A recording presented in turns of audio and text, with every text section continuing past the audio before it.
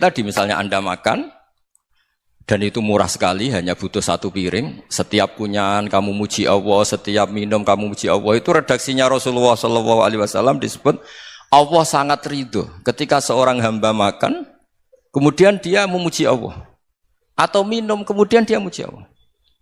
Logikanya gampang, negara seperti ini yang kamu harapkan bentuknya kayak apa, mertua, ipar, komunitas, tetangga. Itu nyata terjadi itu kan belum pasti.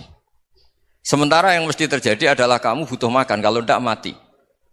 Butuh minum, kalau tidak mati. Butuh bumi yang nyaman ditempati, kalau tidak kita juga mati. Sebab itu Allah kalau menyebut nikmatnya itu hal-hal yang keseharian. Alladzi at'amahum min ju'. Allah itu siapa? Allah itu yang menciptakan kamu bisa makan. Tidak berlebihan, Allah itu yang menciptakan kondisi sosial itu ideal.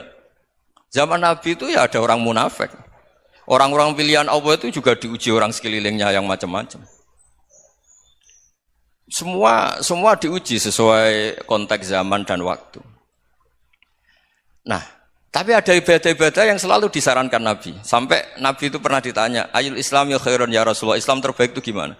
Jawaban Nabi itu unik. It'amu to'am. Islam terbaik itu ya makan-makan, santai-santai. Ketika Allah menyebut beberapa kebaikan, falak tahamal aqobah, wa ma adrokan apa?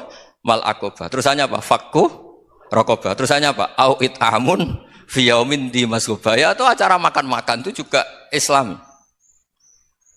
Kenapa? Ya bayangkan kalau tidak ada makanan, kita mati kan? Kondisi sosial tidak ideal itu Anda masih gak apa-apa. Tapi kalau Anda tidak makan, Anda tidak minum, kamu punya istri cerewet masih bisa hidup, punya mertua cerewet masih bisa hidup. Tapi kalau tidak makan bisa mati. Berarti penting mana istri sama makan? Penting mana? Makan. Semoga istri Anda dengar, nanti kamu disuruh makan tapi pulang deh. Itu kalau dibahasakan makan masih memahami. Penting mana nasi satu piring dengan istri. Nggak ada nasi mati, nggak ada istri belum mati. Penting mana? Gak berani jawab kan? Nah, ternyata Anda ada garang kan di depan istri. Jadi saya mohonlah, mungkin Mas Sufyan Sauri tadi yang bisa bantulah. Teman-teman tuh ngaji yang keseharian saja.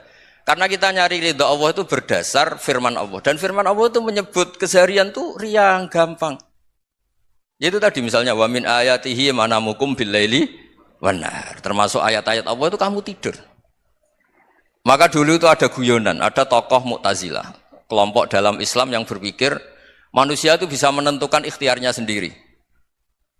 Karena saya bisa duduk, ingin berdiri, berdiri. Karena kelompok ini enggak terima kalau semua kehendak Allah, nanti bagaimana kalau semua kehendak Allah kok ada hisab ya, ada sanksi.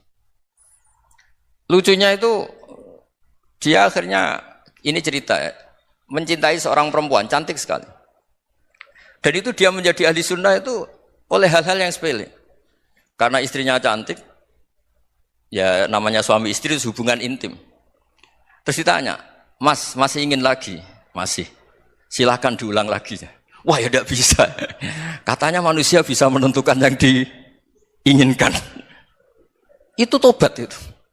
Itu nggak bisa ditobatkan Mas Sufyan Ats-Tsauri. Orang cantik yang mudah nobatkan orang itu orang cantik. Segampang itu. Akhirnya kita tahu. Makanya kalau dalam kitab Hikam itu disebut al-aqil mayyakul madza yaf'alu wa hubi wal ghafil mayyakul madza af'al. Orang yang punya akal karena sadar ini wilayah Allah, semua milik Tuhan. Itu dia tiap hari berpikir, besok Allah akan melakukan apa terhadap dunia ini. Kamu merencanakan sesuatu mau plesir, ternyata gempa. Mau wisata ke Rusia, ternyata perang. Kamu tidak pernah tahu apa yang akan terjadi besok. Wa ma tadri nafsum madza taksibu ghadan. Tapi anda semua kita ini sering punya jadwal permanen. Makanya saya kalau diundang siapa saja, isana takdir. Yang jelas Gus ini acara penting. Ya masih acara penting nak pangeran ngersakno piye? Kok ape dadi pangeran? Kamu kok mau jadi Tuhan? Itu kadang ya kiai gitu. Penting Gus acara ini jenengan harus memastikan bisa. Loh kamu itu yang ngajarin tauhid, sesuatu itu biadillah kok bilang-bilang apa pasti. Kalau maksa terus tak tobatkan loh kamu kata saya itu.